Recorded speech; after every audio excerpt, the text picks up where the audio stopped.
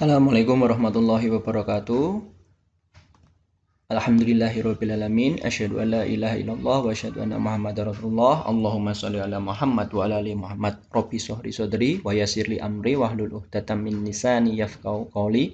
Rabbi zidni ilma warzuqni fahma. Kita awali perkuliahan perencanaan pembelajaran olahraga pada hari ini dengan membaca basmalah. Bismillahirrahmanirrahim. Semoga dengan bacaan basmalah tadi membuat kita semakin semangat ya, diberi kemudahan dalam belajar, diberi keberkahan dalam ilmu. Langsung saja untuk pertemuan ke-9 menjelang EUTS tanggal 9 besok, Pak Pungki ingin menjelaskan terkait dengan strategi dalam menyusun proses pembelajaran atau inti di dalam pembelajaran. Strategi, seperti yang kita ketahui, berarti adalah suatu rencana sebelum melakukan eksekusi atau inti dari pembelajaran. Hal itu perlu ya. Kenapa? Karena supaya pembelajaran itu sesuai dengan tujuan yang diharapkan. Pak Pungki akan menyediakan 5 slide PowerPoint. Mohon untuk diperhatikan dengan seksama, tidak perlu lama-lama. Yang pertama, kita harus mempersiapkan pembelajaran. Itu keyword yang pertama dalam menyusun strategi. Nah, apa yang harus dipersiapkan? Yang pertama, bagaimana cara agar peserta didik itu aktif. Nah, itu ya. Jadi harus terus belajar ya dengan menggunakan belajar ya, aktivitas pembelajaran.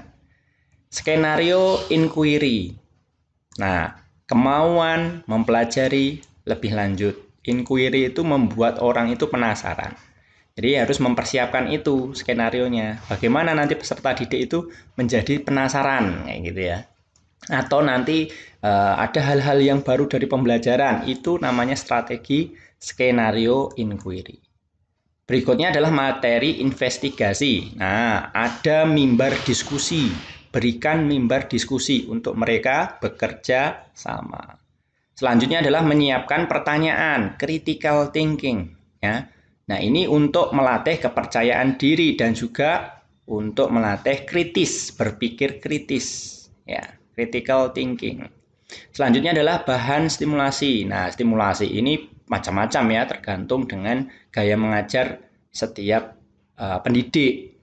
Ada juga yang bercerita tentang hal-hal sederhana yang dialami keseharian, ada juga yang bercerita karena tadi pagi melihat berita kriminal atau berita-berita yang viral gitu ya. Itu bisa dijadikan bahan stimulasi.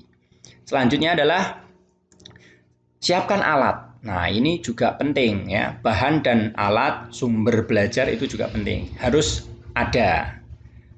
Kemudian adalah memiliki teknik metode. Nah, metode pembelajaran nanti setelah EUTS insya Allah Pak Pungki akan masuk di metode pembelajaran. Kemudian adalah memiliki 3 dan 4. Apa itu 3 dan 4? 3 dan 4 itu adalah 3 itu pengetahuan, 4 itu adalah keterampilan. Terakhir adalah fokus pada tujuan. Nah, itulah yang harus dipersiapkan. Strategi pertama keywordnya mempersiapkan pembelajaran. Selanjutnya untuk slide yang ketiga yang perlu kita dalami adalah dalam menyiapkan strategi kita harus memfasilitasi peserta didik. Jadi peserta didik itu harus difasilitasi. Artinya guru itu sebagai fasilitator. Apa yang harus difasilitasi? Yang pertama, guru menyiapkan kerangka pembelajaran. Catatan-catatan ringan ya. Besok mau apa? Kalau RPP itu jelas, itu formal dan alhamdulillah sekarang 1 lembar ya, itu termasuk catatan ya, ataupun nanti jurnal ya. Boleh juga dengan catatan ini ya, catatan harian juga boleh. Terus supaya apa? Supaya ada gagasannya, ada ide-ide baru masuk ya. Itu. Terus suasana kelas bebas, nyaman, menyenangkan. Artinya kita harus memfasilitasi peserta didik untuk bebas, nyaman, dan menyenangkan. Nah, itu dengan gaya masing-masing dari pendidik. Terus memberikan pedoman atau bahan kajian. Jelas, bahan kajian ini selalu diberikan. Kenapa? Karena terkait dengan materi ajar. Ya. Selanjutnya adalah mengajar bagian dari proses pembelajaran. Ini saat 3 dan 4 ini sama ya. Jadi materi itu adalah suatu proses ya. Baik bahan itu digunakan untuk belajar kan.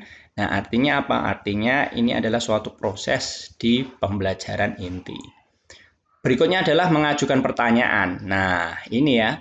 Ketika kita sudah memulai dengan critical thinking tadi, menyiapkan pertanyaan yang kritis, apabila peserta didik atau siswa itu tidak bisa menjawab, kita bisa memancing, menstimulus ya dengan jawaban-jawaban atau dengan pertanyaan yang lebih sederhana. Begitu juga dengan kebalikannya, kita juga bisa membuat peserta didik itu untuk bertanya. Ya, jadi dua arah, kita menjawab, peserta didik berarti bertanya, ataupun peserta didik bertanya, kita menjawab. Artinya dua arah. Berikutnya adalah menghargai tanggapan yang kurang tepat. Ini menjadi keyword untuk fasilitas peserta didik berpikir kritis. Jangan sampai kita mematahkan semangat mereka untuk berpikir kritis. Contohnya apa, Pak? Contoh sederhana, ketika mereka kurang tepat menjawab, jangan kita patahkan semangatnya. Kita hargai, ya. Kita eksplorasi lebih dalam jawabannya. Oke, bagus, misalkan seperti itu. Mungkin ada yang lain atau ada yang bisa menambahi, ya itu sebagai senjata kita untuk membuat mereka berpikir kritis. Berikutnya adalah menghilangkan hambatan. Hambatan dalam pembelajaran di kegiatan inti itu sangat memungkinkan, banyak sekali ya. Karena apa? Karena suasananya tadi, suasana kelasnya tadi mungkin kurang nyaman, kurang menyenangkan atau mereka kurang bebas. Sehingga apa? Terjadi hambatan-hambatan. Maka kita harus menghilangkan semua hambatan itu.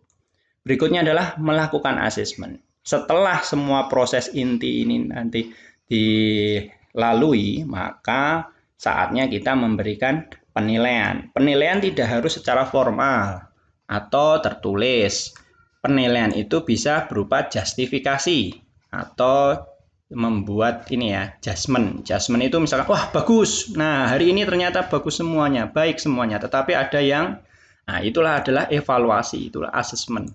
Ada beberapa yang belum paham, mungkin 1, 2 kita sebutkan bisa. Nah, belum pahamnya di mana? Nah, kita kupas. Itulah yang namanya asesmen di akhir di pembelajaran inti. Nah, terakhir sebagai monitoring berarti tindak lanjut dari asesmen tadi apa? Nah, misalkan ada 1, 2 peserta didik yang belum bisa di materi indikator ini, ya, itu artinya kita monitoring. Pertemuan besoknya berarti masih harus kita konfirmasi. Gimana Mas? Sudah bisa belum untuk ini? Ya, materi ini. Misalkan bola voli ya, passing bawah. Gimana? Sudah latihan di rumah kemarin? Misalkan sudah bisa, coba lihat. Nah, misalkan seperti itu. Itu adalah monitoring. Nah, itu saja untuk materi hari ini. Terus terkait dengan EUTS besok, ini kisi-kisinya ya. Pelajari tujuan perencanaan pembelajaran ya. Terus perumusan tujuan, klarifikasi kompetensi belum, istilah dalam perangkat pembelajaran ya. Kemarin sudah kan. Selanjutnya RPP. Nah, kalian harus tahu ya susunan dari struktur dari RPP itu dan RPP 1 lembar maupun yang KTSP. Terus selanjutnya adalah prinsip pengembangan RPP. Itu terus pertemuan yang akan datang insya Allah kita akan berjumpa dan kita akan belajar tentang gaya mengajar. Nah, baik itu yang dapat Pak Pungki sampaikan, semoga menjadi ilmu. Subhanakallahumma wa bihamdika asyhadu alla ilaha illa anta astaghfiruka wa atubu ilaik. Assalamualaikum warahmatullahi wabarakatuh.